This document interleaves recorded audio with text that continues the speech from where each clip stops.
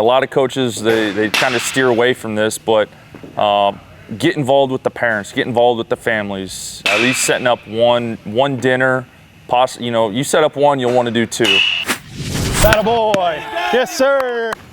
In this video, we are going to talk about icebreakers to help bring teams together and help establish a team culture. And this is from my perspective. There's various other perspectives out there, but this is what's worked for me. And I wanted to share this with you to see if you can apply any of these to your team and to your culture building per se. The biggest misconception I see when it comes to culture is when you're trying to force something together.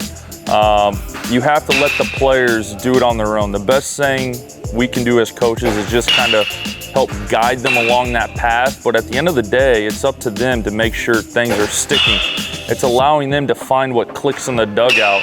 But in regards to the dugout, just making sure they're able to create the culture they want and not the coach trying to force the culture onto them that they want. You want the players to feel free. That way, when they get out there and play, they're able to play loose, play free. Our job is just to hold them accountable.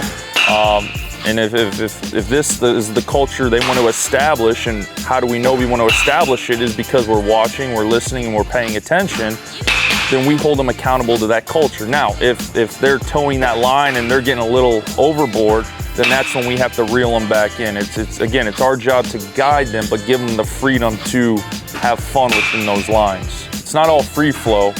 I'm big on the controllables. So if you're hustling, number one, if you're listening while I'm talking, okay, check that box. If you're hustling, check that box. If you're communicating with me, check that box. If you're doing the things that you have to do to keep myself and to keep your teammates up to date, then check those boxes. Now, if you're able to stay within those confines, then yeah, you have the freedom to kind of be yourself and do whatever you want to do. But if I constantly have to reach out to you, if I constantly have to say, hey, knock it off, if I know your name too quickly, then that's probably an issue. You're either getting in a lot of trouble or you're doing something pretty good. There's a lot of gray area, but again, it's the hustle, the communication, the focus, and whatnot. Now, on the other side of the controllables, you have the emotions, you have the body language.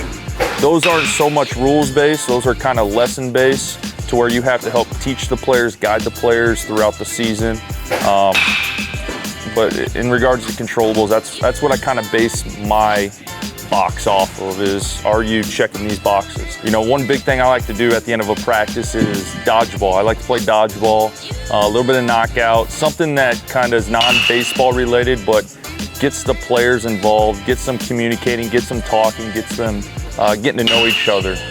On a higher level aspect of things, bringing a team together revolves around communication.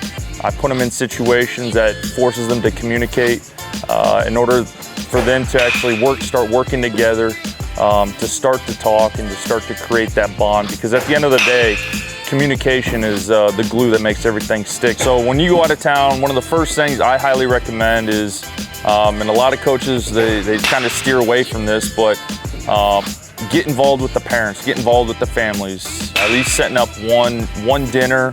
You set up one, you'll want to do two. It's just a good opportunity to bring everybody together, because the last thing you want to do is feel like the families are on the outskirts of things. The parents want to be just as involved, and if you can get the parents involved and the players involved, then it makes everything 10 times easier. Thanks for watching this video. Please subscribe to our YouTube channel.